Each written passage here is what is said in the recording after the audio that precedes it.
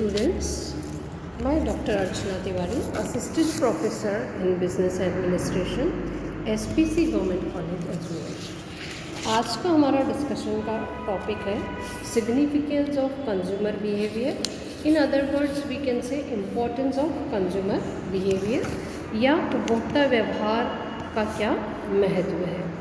अब जैसे कि हम ऑलरेडी पढ़ चुके हैं कि उपभोक्ता सभी विपणन क्रियाओं का केंद्र बिंदु होता है और जितनी भी मार्केटिंग एक्टिविटीज़ होती हैं उनकी प्लानिंग और उनका इम्प्लीमेंटेशन कंज्यूमर के सेटिस्फेक्शन को ध्यान में रखकर किया जाता है। तो ऐसे उपभोक्ता के व्यवहार का अध्ययन करना बहुत ही आवश्यक हो जाता है और उसके क्रय व्यवहार को जाने या समझे बिना विपणन क्रियाओं को उपभोक्ता अभिमुखी यानी कि कंज्यूमर ओरिएंटेड बनाना बहुत ही डिफ़िकल्ट है। तो इसके डिफरेंट पॉइंट्स हो सकते हैं इम्पोर्टेंस के, तो वन बाय वन हम ये पॉइंट्स देखते हैं। पहला पॉइंट होता है उपभोक्ता व्यवहार की व्यापक जानकारी, comprehensive knowledge of consumer behaviour. तो सबसे बड़ी इम्पोर्टेंस तो हम ये मान के चलते हैं कि यदि उपभोक्ता व्यवहार का अध्ययन किया जाता है तो उससे उपभोक्ता के व्यवहार के सभी एस्पेक्ट्स की जानकारी हो जाती है। जैसे कि कंज्यूमर कोई भी प्रोडक्ट या सर्विस क्यों क्रय करना चाहता है या क्यों नहीं क्रय करना चाहता है, वह किस प्रकार के उत्पाद या सेवा को क्रय करना चाहता है, वह कब परचेज़ करना चाहता है, किससे परचेज़ करना चाहता है और किस प्रकार क्रय कर सकता है और व्यक्तिगत और वातावरण के किन किन घटकों से प्रभावित होकर क्रय करना चाहता है। तो इन सभी पहलुओं की व्यापक जानकारी होने से ही विपणनकर्ता सही प्रकार का विपणन मिश्रण मार्केटिंग मिक्स तैयार करता है और उसके बाद में मार्केटिंग प्रोग्राम डिसाइड करता है। सेकंड हम ले सकते हैं व्यवहार में परिवर्तन की जानकारी। कंज्यूमर बिहेवियर की यदि स्टडी की जाए तो बहुत ही एक कॉन्टीन्यूस प्रोसेस हम इसको बोल सकते हैं, निरंतर चलती रहती है। तो उससे जो कंज्यूमर का बिहेवियर है उसमें क्या क्या चेंजेस आ रहे हैं उनकी निरंतर जानकारी कंज्यूमर बिहेवियर की स्टडी से हो सकती है। तो यह भी एक इम्पॉर्टेंट फैक्टर हो सकता है।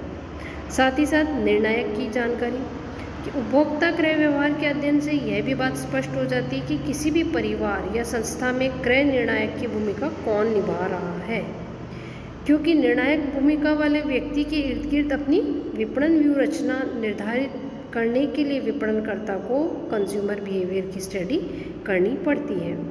अब 4 प्रकार के परिवारों को हम देख सकते हैं। पहला होता है कि हस्बैंड डोमिनेटेड फैमिलीज़ हो सकती हैं, जिसमें कि पति आधिपत्य परिवार को की भूमिका में हो सकता है।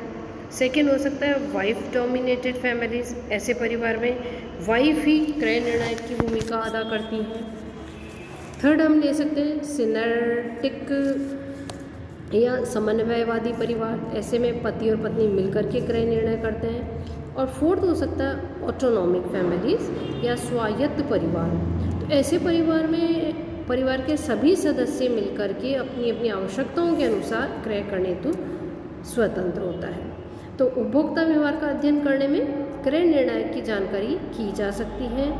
व्यक्तिगत, मानसिक, सामाजिक, सांस्कृतिक सिचुएशंस के अकॉर्डिंग विपणन कार्यक्रम बनाकर विपणन में आसानी से सफलता प्राप्त की जा सकती है। नेक्स्ट लेते हैं हम क्रय भूमिका में परिवार के सदस्यों की भूमिका की जानकारी भी कंज्यूमर बिहेवियर से मिल जाती है। परिवार के सभी सदस्यों की क्रय प्रक्रिया में कोई ना कोई भूमिका तो रहती है। तो जैसे कि इनिशिएटर की हो सकती है, इन्फ्लुएंसर की हो सकती है, डिसाइडर या निर्णायक की हो सकती है, क्रेता की हो सकती है, बायर की हो सकती है, या उपयोगकर्ता या उपभोक्ता यूजर या कंज्यूमर की हो सकती है। तो इन भूमिकाओं की यदि जानकारी होती है विपणनकर्ता को तो उत्पाद नियोजन करने में, मूल्य निर्धारण करने में, विज्ञापन संदेश तैयार करने में, विज्ञापन अभियान की दिशा निर्धारित करने में भी सुविधा हो सकती है। नेक्स्ट हम ले सकते हैं विपणन अवसरों की जानकारी। उपभोक्ता व्यवहार के अध्ययन का एक महत्वपूर्ण कारण यह भी होता है कि विपणनकर्ता या सेल्समैन एग्जिस्टिंग लेकिन अज्ञात विपणन अवसरों का भी लाभ उठाना चाहता है। इसके अलावा विपणन पूर्वानुमान में भी इससे सहायता मिलती है। उपभोक्ताओं से क्रय के समय और अवसरों की जानकारी का विपणन पूर्वानुमान लगाने में भली प्रकार से उपयोग किया जा सकता है।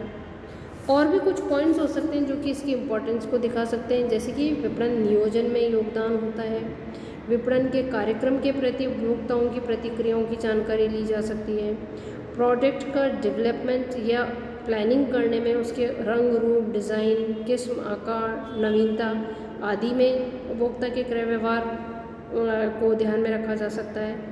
साथ ही साथ मूल्य और मूल्य नीतियों के निर्धारण में भी एक बहुत ही बड़ी इम्पोर्टेंस उपभोक्ता व्यवहार की हो सकती है। उपभोक्ताओं के दायित्वों की पूर्ति होती है। साथ ही साथ नकारात्मक अनुभव एवं व्यवहार को सकारात्मक बनाने में इससे सहायता मिल सकती है, और वितरण नीतियों या मध्यस्थों के निर्धारण में भी सुविधा हो सकती है। तो इस प्रकार से कंज्यूमर बिहेवियर की डिफरेंट पार्ट्स के अकॉर्डिंग इम्पोर्टेंस का टॉपिक हमने आज ये कंप्लीट किया है।